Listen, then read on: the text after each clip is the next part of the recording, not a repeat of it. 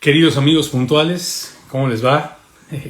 Es un gusto siempre tenerlos por aquí. Hoy vamos a tener un live muy especial, muy especial. Estoy esperando que un amigo entrañable, que para él, por cierto, son las 2 de la mañana, está haciéndonos teniendo una atención muy especial con nosotros y estoy bien feliz de que pueda conectarse. Pero como yo, no es muy tecnológico, ¿no? Así que, y no anda mucho en las redes, así que le cuesta el mismo trabajo que a mí encontrar los botoncitos del Instagram, por lo que, vamos a esperarle por un segundo, seguramente. Son las 2 de la mañana y no somos tecnológicos, así que considerando esas dos cosas, estamos aquí bien contentos de esperar que pronto se conecte con nosotros Marcos Vidal desde Madrid, España. Así que, pues mientras les doy la bienvenida a todos y les puedo ir adelantando que vamos a estar hablando de Segunda de Timoteo. Y hemos puesto en nuestra conversación instrucciones pastorales. No porque ni él ni yo nos consideremos pastores, sino porque son las instrucciones pastorales de Pablo a su discípulo Timoteo. Y claro, el Señor es nuestro gran pastor, el mismo que le dictó las escrituras a Pablo para referirse a Timoteo, quien representa a todos nosotros que estamos conectados y que somos discípulos de Cristo. Timoteo representa a todos los que estamos conectados. Y entonces, pues sí, podemos decir que estas instrucciones pastorales son del buen pastor de las ovejas del Salmo 23 para todos nosotros. Ya estamos aquí haciendo alguna movimiento que nos va a permitir pronto. ¿C? ¿La C? ¿O sí. S? Acá está. Tú. Ok. Ya enviamos la solicitud a Marcos Vidal. Ya tenemos... Marcos, ¿cómo estás? ¡Qué gusto, brother! Aquí tocando todos los botones. Ya lo sabía, te los acabo de decir. Les acabo de decir, ¿sabes qué? Marco está como yo en la tecnología, así que por dos razones vamos a tenerle consideración. Una, que son las 2 de la mañana y él está teniendo para con nosotros. Exacto. Y la otra es que la tecnología es de otro tiempo para él y para mí. Así Así es. que gracias Así por es. estar, hermano. Gracias por el esfuerzo. Por nada, un gusto, un gusto. Allá son las 7, ¿no? Acá son las 7 de la tarde, en la hora del centro de los Estados Unidos y hora también del Distrito Federal de México, digamos. Ajá. Son las 2 de la mañana, ¿no? Sí, sí. Aquí he estado haciendo tiempo para poder estar juntos. Pero buenísimo, aquí estamos. Y déjame decir un poco más a los que están conectados, que son 323 en este momento. Eh, Saludos. 329, 32 y sigue subiendo. Déjame Ajá. decir algo, que mi amigo amado Marcos Vidal, en varias ocasiones que hemos estado juntos y compartiendo, siempre me dice, para mí es más importante dormir que comer, Heriberto. Tú serás vocalista. Así que triplemente gracias por esta consideración. A las 2 de la mañana yo sé que es para ti un esfuerzo, hermano. Sí, pero fíjate, estaba pensando que es como cuando estoy por allá, igual, digo, así es como me siento cuando estoy allá, igual, ¿no? Entonces, bueno, nada, me estoy haciendo la idea, igual. Después de esto vamos a cenar, ¿no? ¿O cómo? Partimos el pan y compartimos la copa, mi hermano. Exacto, exacto. Oye, yo quería decirles a todos los que están conectados que preparé este pequeño speech introductorio, que es importante para mí. Y pensé y oré mucho si lo emplearía de esta manera o no, pero déjame, creo que si la riego, pues ya están acostumbrados muchos de mis amigos a verme regarla. Pero lo que quiero decir es que, como el speech introductorio, es que a mi hermano, a mi amigo, a mi entrañable compañero de milicia en esta peregrinación llamado Marcos Vidal, lo conocí por ahí de 1992, más o menos, en Puerto Rico, cuando había una banda que existía que se llamaba Torre Fuerte y Marcos Vidal y varios que cantaron. En aquel tiempo, muchos ¿cómo podría llamarles? Músicos, ministros, servidores en la música, intérpretes, compositores de música cristiana, varios. La palabra muchos es como una muletilla para mí. Quitemos la palabra muchos, varios me inspiraban. Y a lo largo del tiempo, de los años, corrieron los años, y lamentablemente por este virus de relevancia que hoy ha permeado a las iglesias cristianas, este virus de hacer a la Biblia relevante, atractiva, complaciente, tolerante, ¿no? Me han dejado de inspirar. La mayoría de ellos me han dejado de inspirar. Pero ya estoy terminando mi speech introductorio. La persona que tengo aquí frente a mí, mi amado hermano Marcos Vidal, no me ha dejado de inspirar desde el 92 hasta este día de hoy. No sabes cómo te agradezco que estés conmigo. Eres una inspiración para mi vida. Siempre yo he tenido el gran privilegio de compartir tiempos bien padres contigo a lo largo de todos estos años presenciales. Y siempre el Señor ha dejado una huella de algo que me estimula al amor y a las buenas obras a través de tu vida. Gracias, Marcos. Gracias, Heriberto. La verdad que yo siempre me he sentido súper unido, súper ligado a ti, a tu hermano, a Semilla de Mostaza en general, ¿no? Precisamente por yo creo que ese amor que nos une a la palabra, ¿no? Que al final lo es todo, ¿no? Como decía Lutero, nosotros no hicimos nada, lo hizo la palabra todo, ¿no? Y pues es lo único que tenemos, lo único fijo en el tiempo y en el espacio, lo que no se mueve nunca, ¿no? Y es un privilegio, y yo digo lo mismo, Heriberto, o sea, ustedes en el paso del tiempo, aparte de ser buenísimos músicos y poder hablar el mismo idioma en muchas cosas, yo los admiro muchísimo, y tienen ese ADN de músicos, pero tienen todavía más fuerte el ADN de la palabra, ¿no? Y eso es fantástico, para mí un referente muy grande. Pues que tú lo digas es un grande privilegio para mí. Muchas gracias, mi hermano Marcos. ¿Qué te parece si entramos en el tema? Porque no quiero desvelarte mucho. Mira, yo había pensado introducir, esta es la segunda introducción, leyendo unos versículos de 2 de Timoteo capítulo 4. Okay. Pablo está a punto de partir, como todos los que estamos conectados sabemos. Probablemente constituyen sus últimas palabras, ¿no? En el versículo 7 dice que ha peleado la buena batalla, que ha corrido la carrera y que ha acabado la fe, ¿no? Y el versículo 8 está guardada la corona de justicia, etc. Y ya está él pensando, y él no está viendo como una pérdida, lo está viendo como una gran ganancia. Es la perspectiva que yo siento en sus palabras. Pero antes del versículo 7, hay algo interesante, que es, digamos, la última gran instrucción a su discípulo Timoteo. Y es lo que quisiera yo leer. Y partiendo de aquí hacer preguntas y preguntas a Marcos Vidal.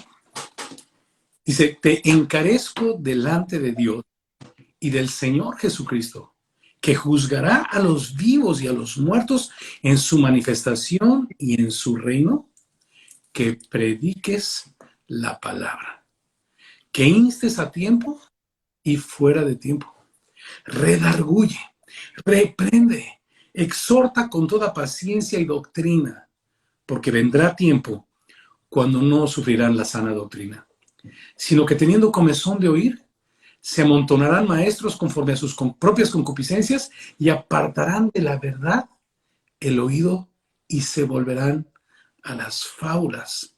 Pero tú sé sobrio en todo, soporta las aflicciones y haz obra de evangelista. Cumple tu ministerio. Señor, damos gracias por tu bendita palabra.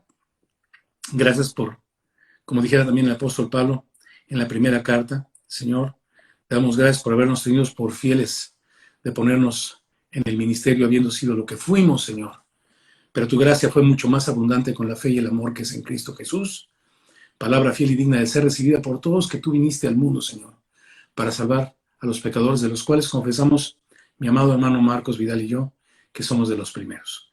Guíanos en esta hora, Señor, y que podamos honrar tu palabra y escuchar tu voz. En el nombre precioso de Jesús, Señor. Amén. Amén.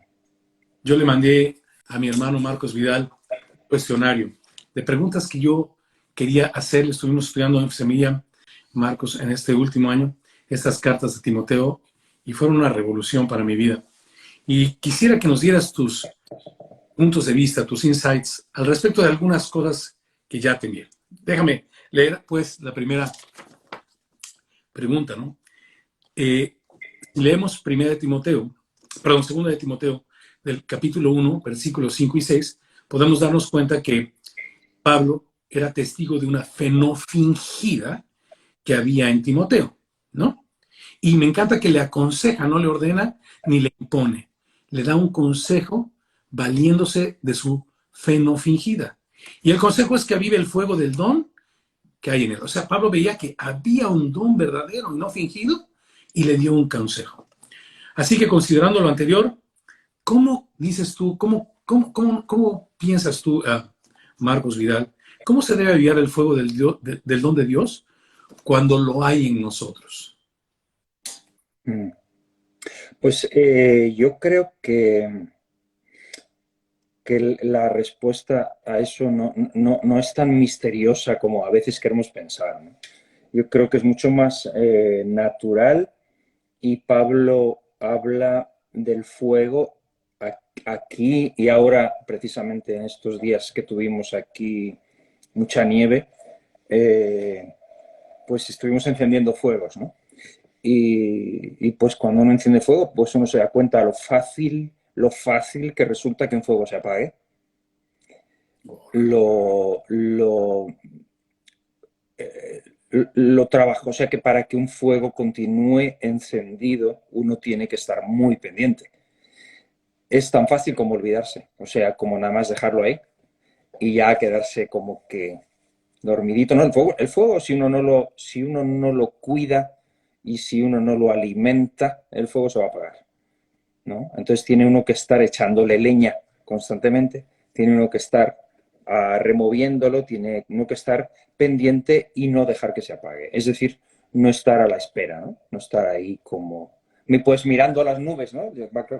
Pensando en esto, yo me acordaba del versículo de Eclesiastés 11, que el que mira a las nubes no siembra, el que mira a la luna no va a cosechar, ¿no? Entonces yo veo claramente que Pablo está hablando evidentemente de un fuego que ya está en él por la fe de su mamá, de su abuela, fe no fingida, fe auténtica, hay un fuego, y por la posición de las manos de Pablo y todo, pero el énfasis de Pablo no está tanto en el fuego que Timoteo tiene, sino en la responsabilidad que tiene Timoteo de avivar ese fuego. Y avivarlo para mí es estar muy pendiente de que ese fuego no se apague. En Efesios, por ejemplo, cuando habla de ser llenos del Espíritu Santo, en Efesios 5:18 habla mucho de la palabra, habla de hablar unos con los otros, con cánticos y espirituales, con himnos, con salmos.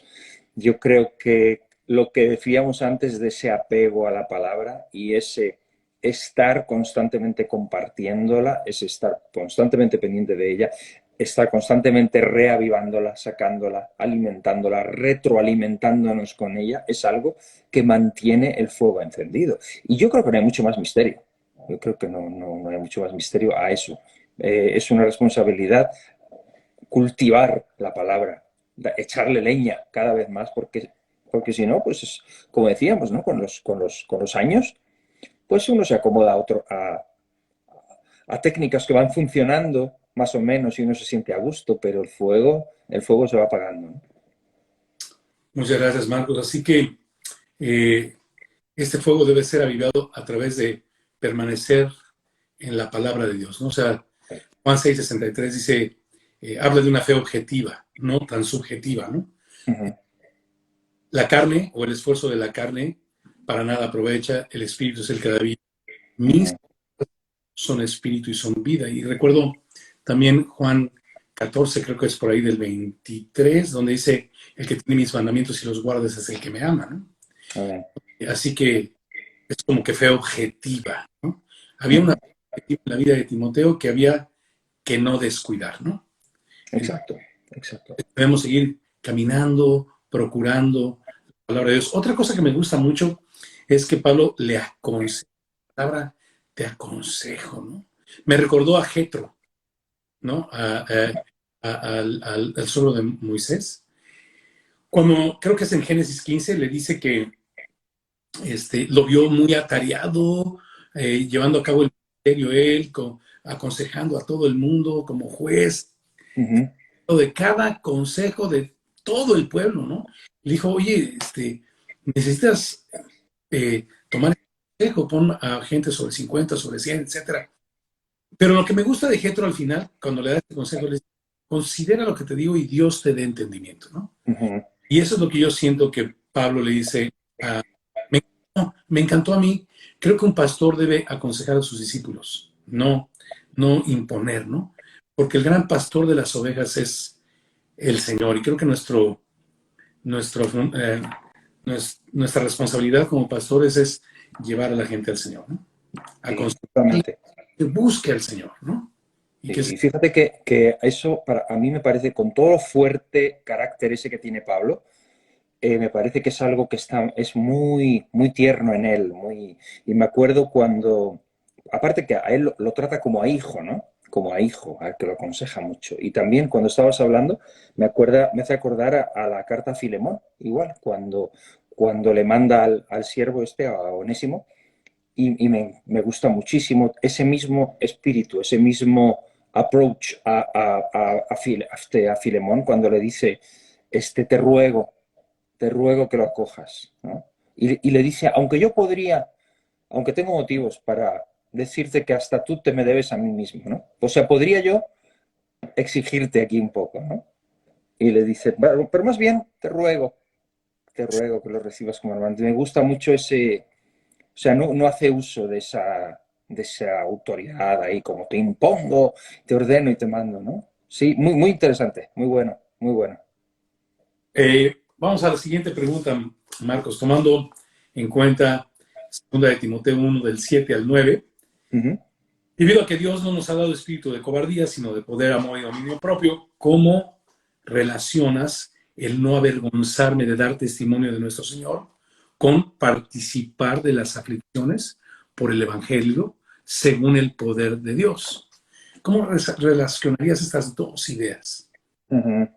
Pues es que, fíjate, cuando leo esta pregunta, pienso en lo de dar testimonio, lo de ser testigos, que es curioso, es imposible no pensar en el origen de la palabra de testigo del latín, que es mártir, ¿no? Que es mártir.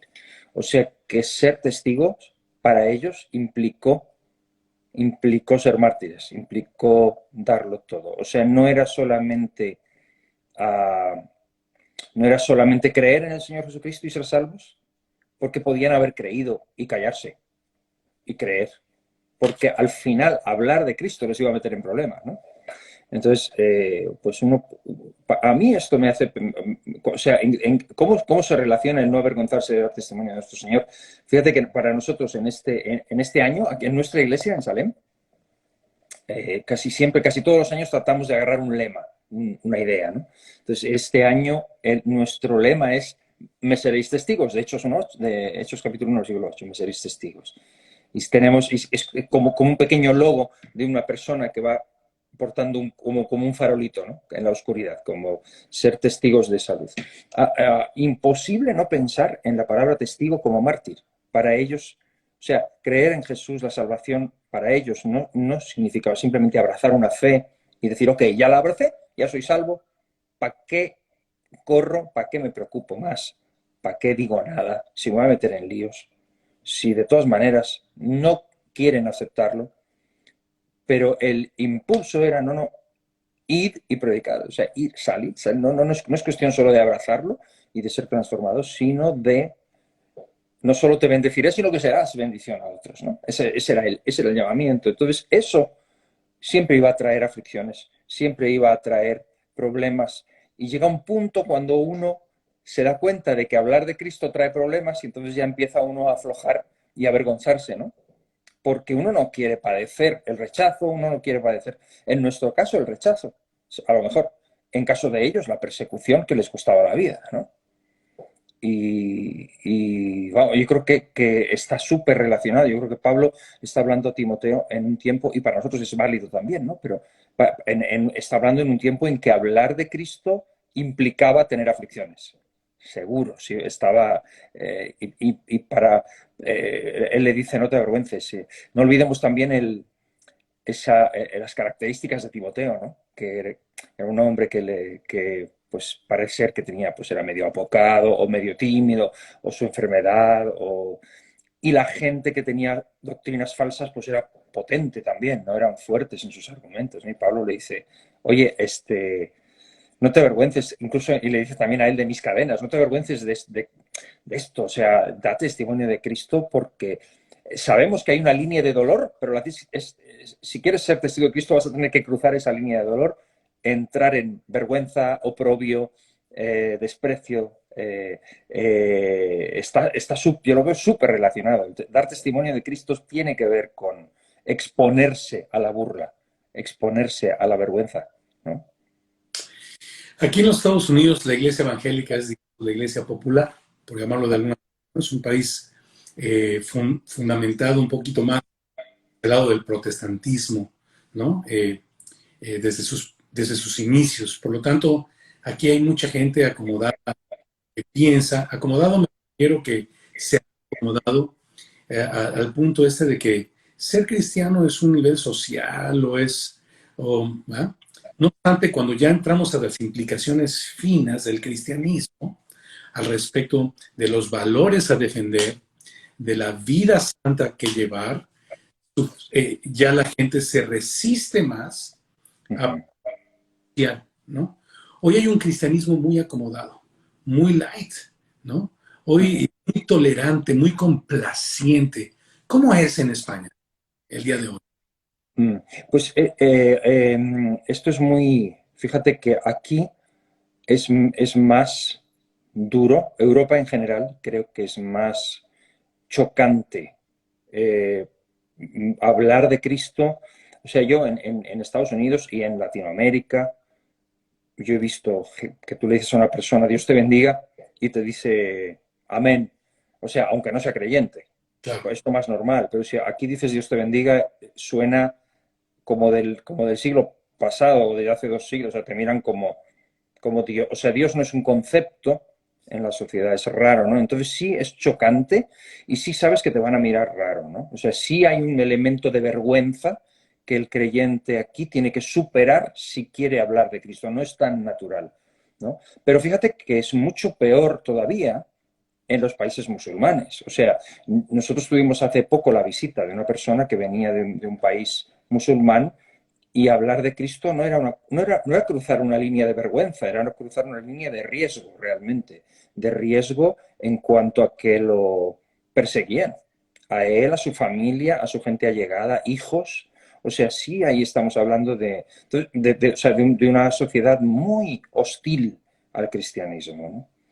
Creo que cuando Pablo escribe aquí a Timoteo, están en una sociedad en la que el cristianismo enfrenta un peligro realmente, ¿no? Identificarse con Cristo implicaba para ellos, para Pablo la cárcel, ¿no? Implicó, y para muchos de ellos el martirio, ¿no?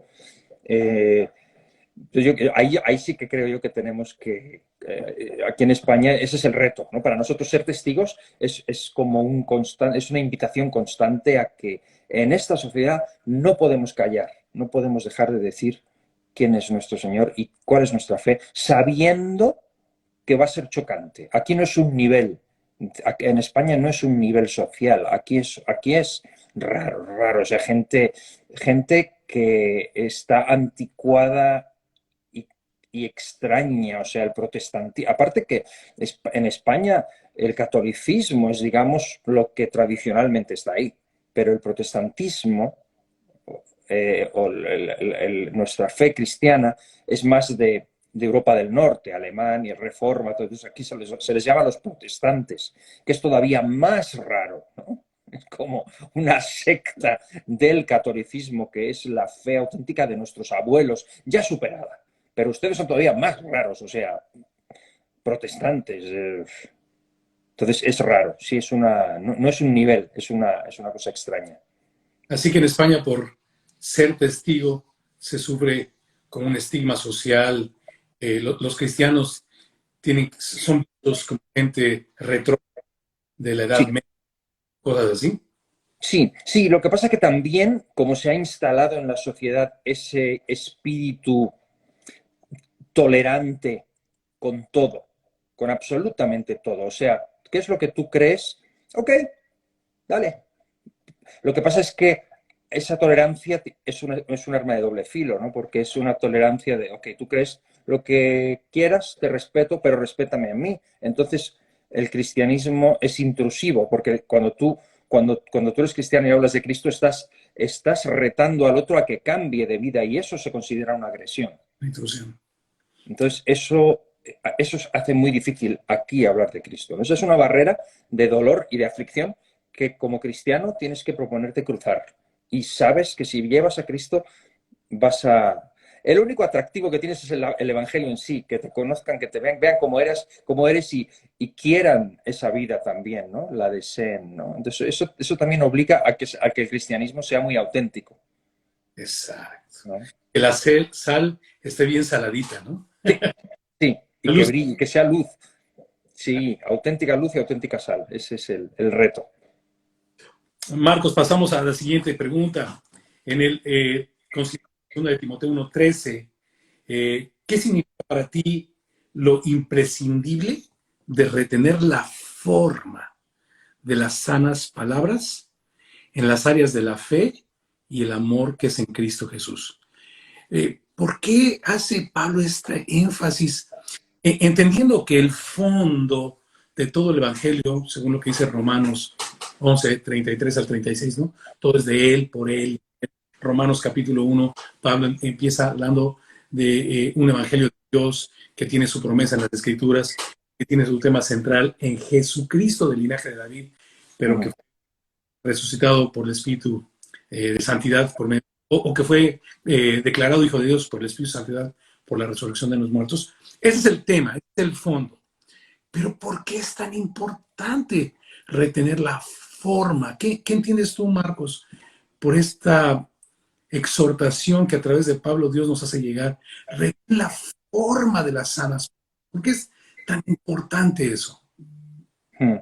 Sí, es muy, muy llamativo esto. Yo he estado mirando, he buscado la palabra forma y no es morfe en griego, que muchas veces es eso, ¿no? Lo que se traduce como forma, sino que es otra palabra, es una palabra que es hipotiposis, o sea, hipotipo, como tipo. Viene a ser un prototipo, una especie de bosquejo, como una forma representativa, un patrón para ser imitado.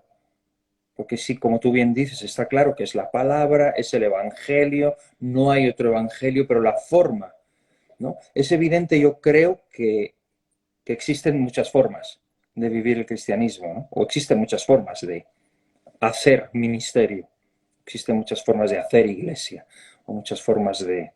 Y Pablo le dice, no cualquier, o sea, yo creo que es un mensaje, lo que le está diciendo a Timoteo es como no todo vale, no toda manera es, o sea, esta es la forma y reténla, ¿no? Hablábamos antes de que lo ve como a un hijo, ¿no? A Timoteo, y también en otro lugar vemos en Filipenses 2:20 dice, a ninguno tengo como a él, como hablando de Timoteo, ¿no? A ninguno tengo que se preocupe tan por ustedes como yo, ¿no? O sea, había otros apóstoles, había otros ministros, yo creo que predicaban de otra manera o que ministraban de otra forma. Y Pablo, yo ministraba de una forma que, si recuerdas el versículo cuando él dice, yo con todo me daré por ustedes, aunque amando más sea amado menos, por amor de vuestras almas. No todo el mundo tenía esa forma tan brutalmente entregada, ¿no? Tan enamoradísimo de la palabra, esa manera tan tremenda de Pablo, ¿no? Sin aflojar, avivando el fuego en todo momento, con ese estilo, con esa entrega. Pablo quiere, y de hecho lo dice en alguna ocasión, ser imitadores de mí, como yo de Cristo, ¿no? Entonces creo que Pablo se pone como ejemplo en cuanto, o sea, ya no en cuanto al contenido, que está claro, que es el Evangelio, que no puede ser sustituido, sino en cuanto a maneras, en cuanto a formas, en cuanto a hipotipo, en cuanto a prototipo, en cuanto a bosquejo, como para seguir. Estuve mirando ahí un versículo en primera de Timoteo, en el 1:16, cuando dice, para esto fui recibido a misericordia, para que Jesucristo mostrase en mí, el primero de todos, su clemencia, para ejemplo. Y esa palabra ejemplo es la misma, como hipotipo de lo que había de ser, para los que habrían de creer en él, ¿no? Como un ejemplo.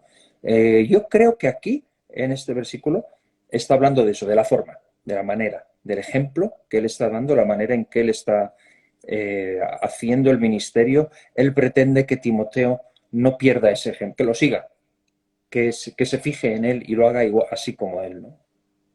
Es lo que yo entiendo. Probablemente para Pablo no basta. Cuando decimos para Pablo entendemos perfectamente que inspirado por Dios. El mensaje de Pablo inspirado por Dios no basta con predicar el Evangelio, sino con la forma en que lo predicas, con la forma en que lo vives, con la forma en que lo manifiestas, lo transmites. Yo escudriñando esto, fíjate qué interesante en la primera carta de Timoteo, en el mismo capítulo 4, porque en estos dos capítulos 4, de primera y segunda, se tocan temas muy similares. Me llamó la atención que fueran los versículos 4, los capítulos 4. Dice, pero el Espíritu dice claramente en la primera, que en los postreros tiempos algunos apostatarán de la fe, escuchando a espíritus engañadores y doctrinas de demonios. Y déjame poner una paráfrasis, medio paráfrasis de mi parte, que van a influenciar a mentirosos hipócritas que teniendo cauterizada la conciencia prohibirán casarse, abstenerse de alimentos, etcétera, etcétera. Y de ahí me paso rápidamente a 2 de Timoteo capítulo 4, que fue lo primero que leímos, ¿no? No se sufriría la sana doctrina, ¿no? O sea, yo veo que hoy nadie tiene, por lo menos en el mundo en el que yo vivo, nadie tiene problema con el nombre de Jesús. Pero se relaciona a Jesús con cosas que no se sujetan a la sana doctrina, que no son conforme a las sanas palabras, ¿no? Entonces, se hacen estos amadores de sí mismos, de los que habla en las dos cartas, pienso que está hablando de lo mismo, porque desde que entra la primera carta de Timoteo, está exhortando a Timoteo, ¿cómo te rogué que te quedases en Éfeso, ¿no? Para cuidar la sana doctrina, ¿no? O sea, había un peligro contra la sana doctrina, que Pablo había visto desde Hechos capítulo 20, ahí lo coteja Hechos capítulo 20, que temía que eso iba a suceder en Éfeso, ¿no? Entonces, hoy, en el mundo en el que vivimos, pienso que seguimos enfrentando, como tú usas esa palabra, este problema, ¿no? Hoy muchas amadores de sí mismos con expectativas temporales, ¿no? Con promesas pues que no están en la Biblia. Primera de Juan 2:25 dice, y esta es la promesa que Él nos hizo, la vida eterna, ¿no?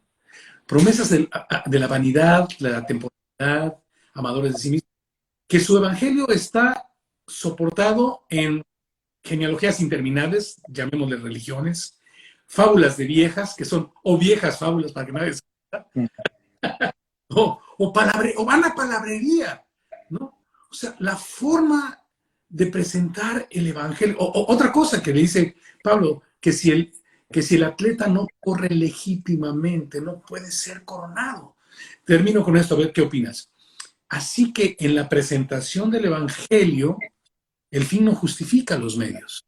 No podemos ser dogmáticos en el Evangelio. ¿Tú qué opinas? Correcto, correcto. O sea, el fin evidentemente no justifica los medios. O sea,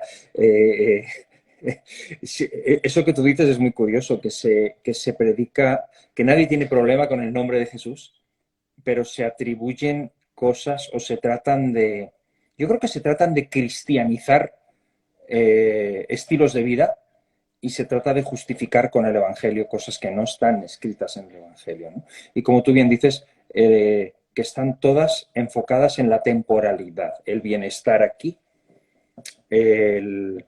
cuestiones como la economía, cuestiones como la salud, cuestiones incluso emocionales, o sea, como una solución de toda mi vida o un enfoque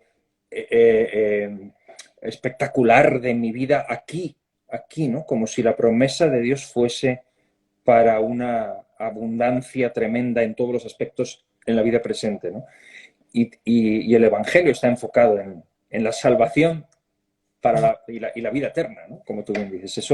Eso es algo que estamos enfrentándolo, no solamente allá, aquí también, ¿no? Constantemente, ese cuidado de que no se nos desvíe. Hay que volver constantemente al Evangelio, a la predicación de la palabra, centralismo de Cristo, ¿no? Y del Evangelio, de su palabra. Y esas, no sé, hoy en los Estados Unidos hay un gran debate, como tú me imagino que te habrás dado cuenta. Hoy híjole, hay unas polémicas ideológicas y filosóficas impresionantes, ¿no? Y la iglesia hay veces es atrapada en medio de corrientes. Y la misma iglesia, los que debíamos tener una misma forma de pensar y de sentir bajo la norma estricta del evangelio, de la sana doctrina, de las sanas palabras, Uh-huh. nos encontramos debatiendo cosas de ideologías, ¿no? Defendiendo ideologías en lugar de predicar la palabra. Y con la tesis o con la frase de que Dios es amor, ¿no? Y tolerar. Yo, ¿no?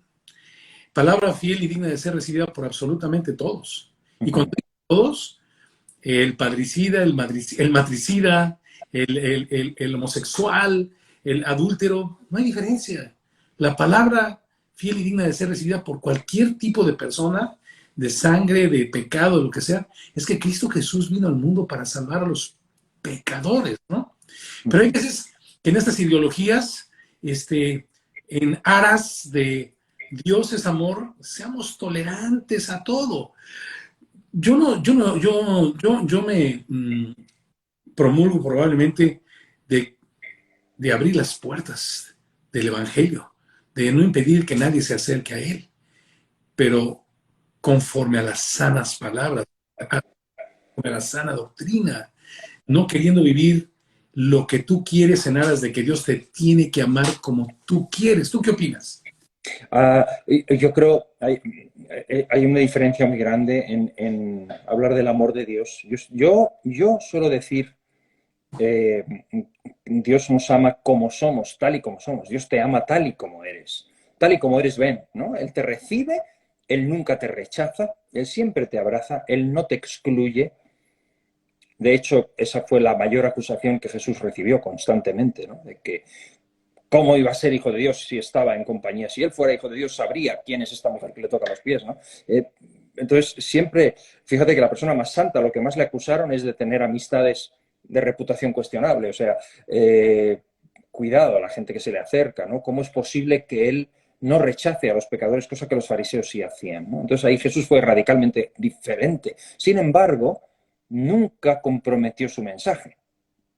Los amó y los recibió como eran, pero vete y no peques más, ¿no? O sea, entonces, para mí es muy, muy...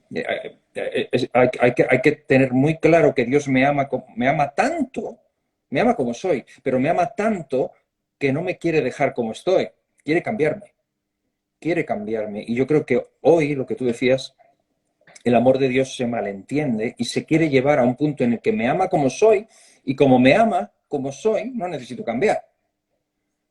Es tolerante y se debe... Exacto, es tolerante con como soy y no es cierto. O sea, me ama tanto, o sea, porque yo a mi hijo lo quiero tanto que lo corrijo y no le permito ciertas cosas porque lo quiero mucho, porque no quiero que siga por ahí, porque sé que es malo para él, ¿no? Yo como padre imperfecto. Imagínate el Padre perfecto que nos da en Cristo la vida eterna, obvio. Y ese pasaje, ese versículo de Jesús, si alguno quiere venir en pos de mí, niéguese a sí mismo, es, tome su cruz y sígame.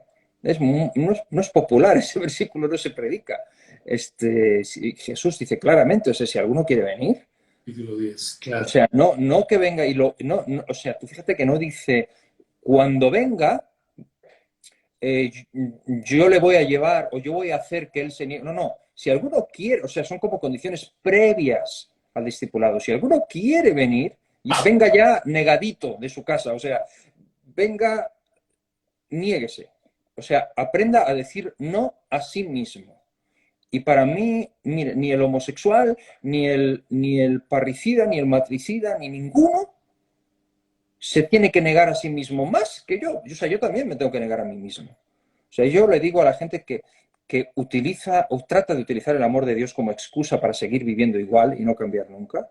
Y digo, o sea, yo no soy mejor que tú, ni peor que tú.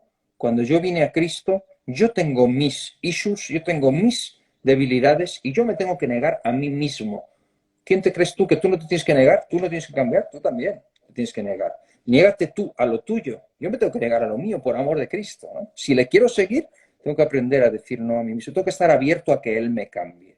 Entonces yo creo que no existe ese cristianismo de decir, Dios me ama tanto, que me recibe como soy y no me pide, ni quiere, me va a dejar, me ama como soy y me recibe. Sí, me ama como soy, pero me ama tanto que me va a cambiar, me quiere llevar a cambiar, quiere cambiarme, porque tal como vengo no estoy bien, no estoy bien, necesito su amor, la obra de santificación en mi vida que Él va a ir haciendo por la fe, por su gracia. Eso es una transformación, me quiere transformar realmente, ¿no? Ese es su amor verdadero, ¿no? Su amor no es tolerancia, su amor es amor, amor que cambia, ¿no? Eso es un error. Amar a una persona no es decirle que sí a todo, es también decirle, hey, por ahí no, eso es amarle, ¿no?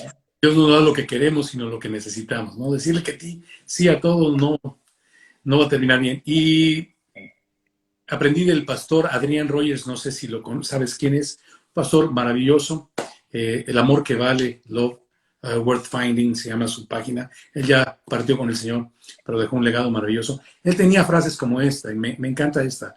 Dice, Dios no te cambia para amarte, te ama para cambiarte. Ajá. Está hermosa, es así, ¿no? El amor de un padre que busca perfeccionar a su hijo en amor, ¿no? Claro que sí. Déjame ir a la siguiente pregunta, Marcos. Vale. En 2 de Timoteo 2:1, ¿no? Preciosa parte donde le llama hijo, de lo que te has referido mucho. ¿Qué significa para ti? Pues, hijo mío, esfuérzate en la gracia que es en Cristo Jesús. La gracia, entiendo yo que es la palabra charis en griego, que significa la influencia de Dios sobre el corazón, la mente, la vida de sus discípulos. ¿Cómo puedo yo armonizar esta influencia, que es algo en lo que yo me debo esforzar? ¿Cómo me puedo esforzar en la gracia? Uh, es una gran pregunta, sobre todo viniendo de un calvinista. Es un chiste. Sí sabes que estás invitando a un arminiano, ¿no? No, Por eso no tú sabes que soy menos arminiano de lo que yo mismo creo. O sea, ¿no? ¿Cómo es? Más... calvinista de lo que yo creo. Ya, yo creo que... No, este versículo no es para que un arminiano saque pecho. Jugando. Sí. No, yo no creo que este versículo es para sacarle punta a la visión arminiana. No, de hecho, efectivamente, la gracia es un regalo inmerecido, ¿no? Entonces, la pregunta, ¿cómo me voy a esforzar? O sea, es como una contradicción, suena, ¿no? Pero precisamente por eso yo me fui otra vez al griego, que la palabra es una palabra que se utiliza en otros versículos en los que se traduce como fortalecerse, ¿no? Más que esforzarse. Es más, por ejemplo, por lo demás, hermanos míos, fortaleceos en el Señor y en el poder de su fuerza. Es esta palabra, ¿no? Fortaleceos en el Señor. Es como, el significado real es llegar a estar capacitado para una tarea real, ¿no? En concreto, ¿no? Como todo lo puedo en Cristo que me fortalece, es la misma, ¿no? Entonces es como, yo creo que lo que Pablo está diciendo es como que, bueno, que tu debilidad no es un impedimento para que la gracia de Dios se vaya a manifestar totalmente, ¿no? Al contrario, como Pablo dice constantemente en Corintios, ¿no? Cuando soy débil, soy fuerte. Al final Dios escoge lo que no es para avergonzar a lo que es. Tenemos este tesoro en vasos de barro. Entonces yo creo que sí, lo que le está diciendo es más fortalécete en esa gracia, ¿no? Tiene mucho que ver con lo que decía antes de aviva el fuego, yo creo. Viene a ser el mismo rollo, ¿no? Como Preocúpate, no tanto preocúpate. ocúpate, ¿no? Ocúpate, exacto. Yo tengo un amigo argentino que dice, ponete las pilas, ¿no? Ponete las pilas. O sea, yo creo que es lo que le está diciendo a Timoteo todo el tiempo, ¿no? No está contradiciendo el valor, el regalo inmerecido de la gracia de Dios, ¿no? Sino fortalécete en eso, porque a pesar de tu debilidad, no vayas a pensar que tu debilidad, que Timoteo tenía ese rollo pusilánime un poco, ¿no? No es fortalécete, o sea, siempre lo está animando a que la gracia de Dios te alcanzó. La gracia es un don inmerecido, no depende de ti. Fortalécete en eso. Fortalécete en el poder de su fuerza, en esa gracia, fortalécete, ¿no? Como el débil no debe justificarse en su debilidad, el Ujú. virtuoso no debe apoyarse en su virtud, Así es. sino tomar tanto el débil como la persona que cree que está firme, mirar que no caiga esforzándose en la gracia. Pedro lo decía en segunda de Pedro, ¿no? Como todas las cosas que pertenecen a la vida y a la piedad, te han sido dadas por su divino poder, mediante aquel, ¿no? Que, ¿cómo dice? Mediante aquel que os llamó por su excelencia y por medio de las cuales te ha dado maravillosas y preciosas promesas para que por ellas llegases a A ser ser participantes de la naturaleza de venida, esta divinidad. habiendo huido de la corrupción que hay en el cielo, ¿no? A causa de las concupiscencias. Por tanto, añade a tu fe virtud, conocimiento, ahí está el ocuparse, ¿no? Ujú. Sí, sí, sí. Es constantemente la parte, es lo que Pablo le está diciendo a Timoteo todo el rato en la balanza, ¿no? Lo que has recibido y la parte tuya de ocuparte en eso que se te dio. Es constante ese equilibrio. Ujú. Gracias, Marcos. Ya, tenemos todavía un poquito de tiempo. En 2 de Timoteo 2:5, con respecto a lo que dice, ¿qué entiendes tú por luchar legítimamente para poder ser coronado? Creo que ya eso lo abordamos un poquito en Sí, unas preguntas anteriores. Déjame pasar, pues, por la situación del tiempo a otra, ¿no? O sea, que el fin no justifica, ¿no? Que la sí, forma y el fondo tienen que estar perfectamente alineados, que un evangelio con expectativas temporales o con inclusiones o tolerancias abiertas a todo, pues no es el verdadero evangelio de Cristo, ¿no? amén. Así es. ¿Qué significa para ti las frases, segunda de Timoteo 2:19? ¿Qué significa para ti las frases que aparecen como el sello? Esto me encanta, ¿no? Porque Himeneo y Fileto, dos cuates que habían arrastrado a otros creyentes fuera de la fe, en este rollo de no sujetarse a las sanas palabras, sino soportar su fe en palabrerías, fábulas, y etcétera. Y dice, y no obstante, el fundamento del Señor permanece firme, teniendo como sello, conoce el Señor a los que son suyos. Te voy a meter en un problema aquí. Y aparte de iniquidad todo aquel que invoca el nombre del Señor. Oye, qué maravillosas frases escritas en el fundamento firme de Dios. Conoce Dios, ellos se pueden apartar, pero conoce Dios a los que son suyos y aparte sin iniquidad invoca el nombre del Señor. Te paso. Igual, ¿no? Esto vuelve a ser, o sea, maravillosas las dos frases. Vuelve a ser la balanza, ¿no? El equilibrio de las dos. Dios conoce a los suyos, no hay otra. Él los conoce. Y aparte se de iniquidad todo el que invoca, ¿no? Me encanta que es el sello. O sea, y el sello del fundamento al final, que es el fundamento. El fundamento es aquello sobre lo cual se puede edificar, ¿no? No se puede edificar sin fundamento, ¿no? Entonces, si quieres edificar algo aquí, tiene que ser, este es el fundamento. O sea, esta es la base, este es el cimiento, el comienzo de todo. Dios conoce a los suyos y aquel que invoca el nombre del Señor, aparte se de iniquidad, ¿no? Que es maravilloso. Yo creo que hay un equilibrio tan grande en eso y yo creo que faltar a cualquiera de las dos es igual de peligroso, ¿no? A cualquiera de las dos afirmaciones, ¿no? Porque pensar que uno, que la salvación parte de algún otro lado que no sea ese conocimiento de Dios, de los suyos, es meter la pata, ¿no? Pero por otro lado, no apartarse de iniquidad, el que invoca, o sea, correr esta carrera de cualquier forma, sin apartarse del peso del pecado que nos asedia, como dicen en Hebreos, es terrible. Esa parte me acuerdo mucho en el Salmo 139 cuando dice, Señor, tú examíname, oh Dios, ¿no? Examíname, conoce mis pensamientos, o tú me has examinado y tú me has conocido, ¿no?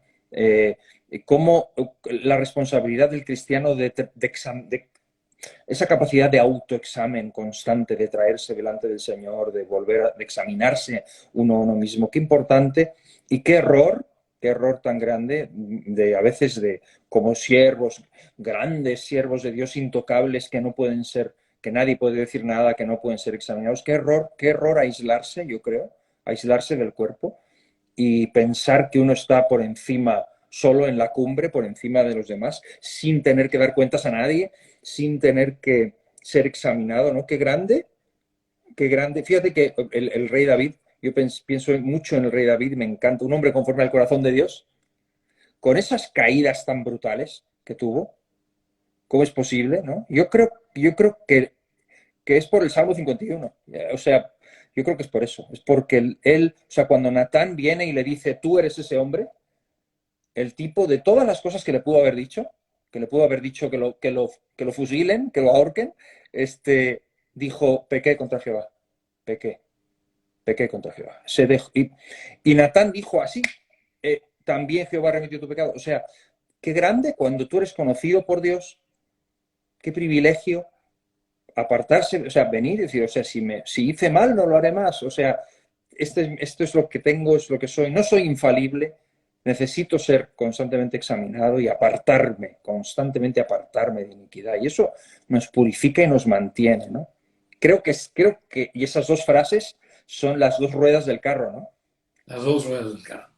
Me encanta que hagas alusión al Salmo 51, porque una de las cosas que dice David ahí es que yo reconozco mi pecado para que tú seas tenido por justo en tus juicios y triunfes cuando fueses juzgado, ¿no? Uh-huh. Y la pasión me recuerda mucho a Romanos capítulo 3, ¿no? Pablo diciendo para que Él sea el justo y el que justifica al que es de la fe de Jesús, ¿no? Qué bonito es que guiados por el Espíritu Santo podamos confesar nuestro pecado al Señor y apartarnos de todo mal. Amén. Creo que el propósito más sublime de esa acción, que definitivamente es guiada por el Espíritu de Dios en nosotros, es que Él sea reconocido justo en sus juicios, ¿no? Uh-huh. Cuando Amén. de Juan habla de que dice que, Juan 1, creo que es 10, dice que el que dice que no tiene pecado le hace a él mentiroso. Ajá, ajá. Pero cuando tú confías tu pecado, le exaltas como justo en sus juicios, ¿no? Increíble. Amén. Increíble. Muy bueno. Bueno, y hablando de estos, es que hace ratito mencionaste algo de Calvino y quisiera traer a colación los dos últimos puntos de Calvino de su famoso acróstico, ¿no? Y estos dos son Limited Atonement y Perseverance of the Saints, ¿no? Que son las dos ruedas del carro, ¿no? Limited Atonement, porque Dios conoce a los que son suyos, Uh-huh. y Perseverance of the Saints, ¿no? O sea, y aparte de iniquidad, todo aquel que invoca el nombre del Señor. Se me hace padrísimo. Marcos, sigamos. Déjame no desvelarte mucho más. Consideramos 2 de Timoteo 2:19. No, ya lo vimos eso, perdóname. La última pregunta. 2 de Timoteo 3:16 y 17, famosísimos, y 4:1 y 2, que tienen mucho que ver. Y esta es mi última pregunta. Hoy en día, sobre todo en este lado del planeta donde yo vivo, creo que hemos descuidado como siervos de Jesucristo el necesario efecto aquí mencionado de la genuina predicación de la palabra, lo cual nos ha encomendado el Señor, predica la palabra, ¿no? Y en lugar de enseñar, como dice estos pasajes que estamos mencionando, 2 de Timoteo 3:16, toda la escritura es inspirada por Dios y útil para enseñar, redarguir, corregir, instruir, pero luego entra el 4 diciéndole lo mismo Pablo a Timoteo. Bueno, ya que toda la palabra para eso, tú pues redarguye, reprende y exhorta. Y en lugar de redarguir y enseñar y corregir, y en este lado del planeta, hoy hay una corriente muy fuerte que hace que los predicadores, pastores de diversas iglesias se vean tentados a complacer, a adular, a consentir, a tolerar. A ver, yo te pregunto muy específicamente, entiendo yo, quisiera saber tú qué entiendes, entiendo yo que el efecto correcto del evangelio debe ser llevar al pecador al arrepentimiento. De hecho, Pablo, cuando hizo al principio del 1 de Timoteo, dice que para usar bien la ley, esta debe llevar al parricida, al matricida, al homicida, al genocida, ¿verdad? Usar mal la ley, es decir, que por ella te vas a justificar, ¿no? Que cumpliéndolos el decálogo, eso es imposible, ¿no? Pero más bien la ley bien usada es para llevar al pecador al entendimiento de que está destituido, Romanos 3:23, por su naturaleza, destituido de la presencia de Dios, más Dios muestra su amor para con nosotros, es que estando en esa condición, Romanos, ¿verdad? Él envió a su Hijo. Pero tú, ¿cómo ves esto de que la Biblia, el Evangelio, cuando se predica correctamente, debe redarguir, debe reprender, debe exhortar? ¿Cómo lo entiendes? Sí, o sea, siempre es confrontativo. Por eso por eso hay una línea de dolor que uno tiene que cruzar, una línea que puede traer vergüenza, persecución, porque llega a ser molesto al hombre moderno. El hombre moderno no quiere ser molestado, no quiere que ningún mensaje lo confronte o lo haga cambiar la trayectoria que trae. Y el Evangelio te confronta con una realidad y te convence de que necesitas un cambio, necesitas un giro de 180, un arrepentimiento, ¿no? Y efectivamente, tú dices, en este lado del planeta, yo te digo, Heriberto, en este lado de acá también. O sea, yo creo que es una tentación constante de que el Evangelio se diluye, se le echa agua, se le quita, es como descafeinado, ¿no? Se va bajando el listón un poquito para que no... Se le quiere quitar el elemento de la ofensa, para que no ofenda. Hoy es más, se ama más, o sea, la verdad no es tan valorada como el no ofender. Se quiere no ofender a la sociedad, se quiere no ofender al oyente. Entonces hay que ser políticamente correcto, hay que no ofender, cuidado con el nombre de Jesús, no vaya a ofender demasiado a otros que no, ¿me explico? O sea, como que hay que andar con mucho cuidado socialmente, y el Evangelio no tiene cuidado, el Evangelio viene con la verdad, y es confrontativa. Y en las iglesias muchas veces pues lo que se trata es de adular, de regalarle, de consentir, de tolerar. También a veces porque se ha construido el cristianismo en base a edificios, propiedades que tienen que ser sostenidas económicamente. ¡Wow! Entonces, necesitamos a la gente que ofrenda y no queremos ofenderles porque nos quedamos sin sus ofrendas. Entonces, al final, es un negocio, ¿no? También es algo que uno tiene que cuidar al cliente. Es toda la mentalidad moderna y se sale del evangelio, lo que es el Evangelio. El Evangelio es la buena noticia de que siendo aún pecadores, Cristo murió por nosotros, y para eso es imprescindible reconocer nuestra bancarrota espiritual, y eso a la gente no le gusta, ¿no? Entonces, ese es el conflicto también, yo creo. Pero no solo en ese lado del planeta, también aquí, ¿no? Ese es el reto de mantener puro el mensaje y no dejarnos seducir por las técnicas de marketing que existen hoy, ¿no? Wow. Dijiste algo que Dios me habló directamente, mi hermano. Fíjate que ya para concluir, fíjate, es que ahorita Dios me habló a través de lo que dijiste. Dijiste que mucho de la iglesia se ha convertido, estoy quizás haciendo palabras, pero simplemente el concepto, en construir edificios. Y que cuando entramos en ese tipo de compromisos de pagarlos, nos vemos un poquito más vulnerables o susceptibles al, al ofrendador, al diezmador, que sostiene este compromiso de este edificio. Wow, cuando dijiste esto, de veras Dios me habló. Para variar, cuando siempre que vienes me habla, Señor. Pero Porque hace un par de días, mi hermano, hace un par y yo no digo que descarto del todo la idea, pero hace un par de días estaba yo pensando que pudiera verse, que pudiera estarse acercando el día de tener un lugar totalmente a nuestra disposición para el desarrollo del ministerio que Dios nos ha dado aquí en McAllen, como lo tenemos en Reynosa, como lo tenemos en Monterrey. Aquí en McAllen lo hemos tenido en 20 años, ¿no? Vamos con una, ¿cómo puedo decir? No quisiera decir renta, porque mis hermanos son bien lindos, pero participamos con un dar y recibir con la iglesia que nos presta sus instalaciones. Que de hecho nunca me pidieron nada, yo la propuse, ¿no? Y ha sido una bendición, por ya más de 10 años hemos estado participando en el mantenimiento del edificio.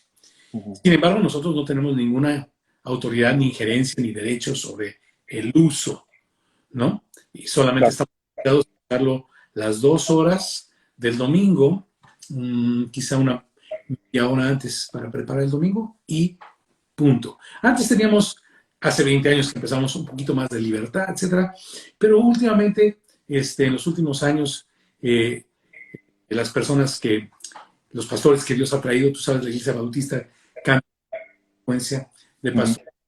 Hace 20 años eran unos, hoy son otros. Pues lo ven un poco diferentes. Pero yo lo respeto y lo agradezco. A Dios, tú conoces el recinto, estamos contentísimos, es una enorme bendición. Cuando pedimos ir un poco más allá, nunca se nos niegue. Pero estaba yo pensando en eso. Y ahorita me sonaste una campana y en el corazón. Como que Dios me dijo, aquí está tu respuesta, por lo menos por este momento.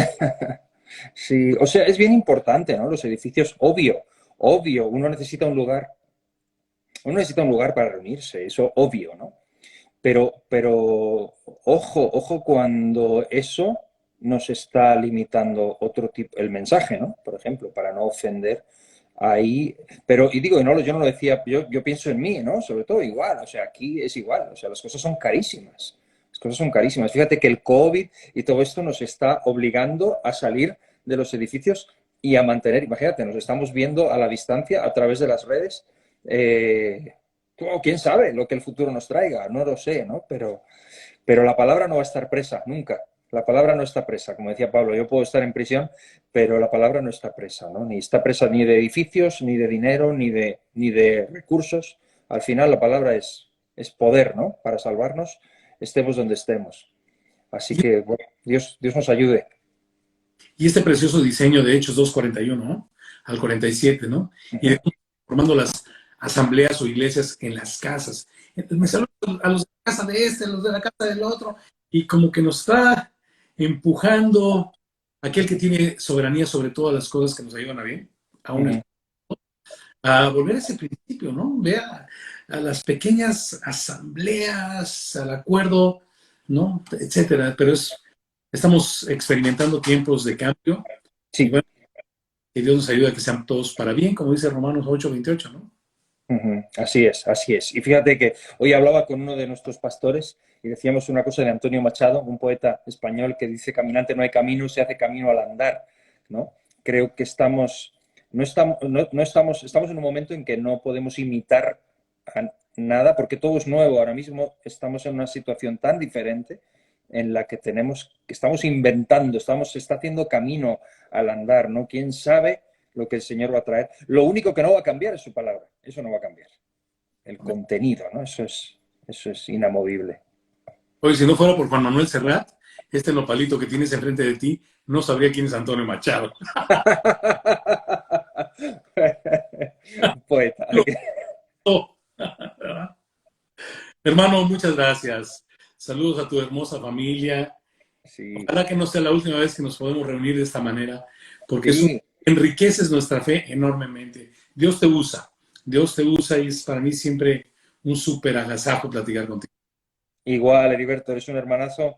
Y saludos a toda la familia de Semilla por allá, todos los que están conectados. El Señor me los bendiga muchísimo. Ojalá nos veamos pronto también. ¿Ahora que van a ir a cenar ahora o no? ¿Perdón? ¿Te van a ir a cenar ahora o no? ¿Dónde vamos? Sí, pero sí te vamos a dejar ir a dormir, porque ya sé que te gusta dormir más que cenar. Oye, Marcos, antes de que cortemos, ¿nos puedes despedir en una oración? Sí, claro, claro que sí. Oramos. Padre, gracias por el privilegio tan grande de tener hermanos, tener familia tan lejos en la distancia y tan cerca, porque tú nos unes, Señor. Y gracias por este privilegio de poder hablar, edificarnos mutuamente, avivar el fuego en nuestros corazones con tu palabra, Señor. Y gracias por tu maravilloso evangelio, la salvación tan grande que hemos recibido, Señor. No queremos nunca descuidarla. Ayúdanos, Señor. Bendigo a Heriberto, a su familia, la iglesia, en McAllen, en Reynosa, en México, Señor, donde tú los has puesto. Te pido que los bendigas y prosperes en todo. Muchas gracias, Señor, en el nombre de Jesús. Amén. Gracias, Marcos. Hasta luego, hermanos. Dios les siga haciendo. Gracias, Marcos. Amén. Dios te bendiga. Gracias, hermano. Igualmente. Amén.